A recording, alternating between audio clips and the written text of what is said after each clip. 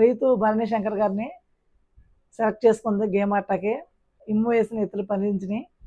భరణి శంకర్ గారిని అయితే సెలెక్ట్ చేసుకుంది. ఈ గేమ్లో triangles, circles, squares. Bigg Boss చెప్పింది ఏంటి?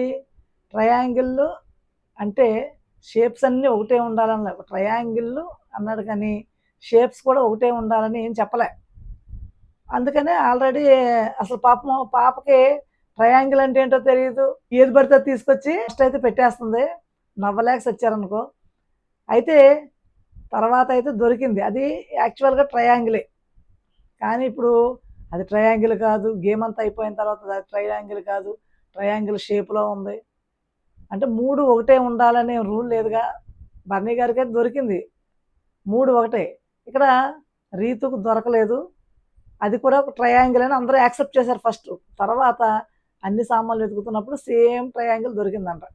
ఆ దొరకటం వల్ల అదొక పెంట అయిపోయింది. ఇది ట్రయాంగిల్ కాదు, ట్రయాంగిల్లా ఉందంతే, ట్రయాంగిల్ కాదు, సేమ్ బిగ్ బాస్ సేమ్ పెట్టమన్నాడు అనుకుంటే ఇది ఒక రచ్చ చేశారు. అలాగే దాంట్లో రింగ్ ఒకటి దాచేస్తుంది రీతు. లైవ్లో చూసిన వాళ్ళకి అర్థమవుద్ది. ఎపిసోడ్ ఇంకా చూపించలేదు. గేమ్ అయ్యాక రింగ్ దాచడం చూపించింది. ఇది రాంగు. అలాగే వెంటనే సంజన గారు భరణి గారికి రింగ్ ఇచ్చేశారు. అక్కడ గేమ్ ఆయనకైతే ఎఫెక్ట్ పడలేదు. కానీ రీతు రింగ్ దాయటం తప్పే. ఈ గేమ్లో అయితే రీతుయే విన్ అయింది. మరి ఆ ట్రయాంగిల్ షేప్ కాదు అన్నారు.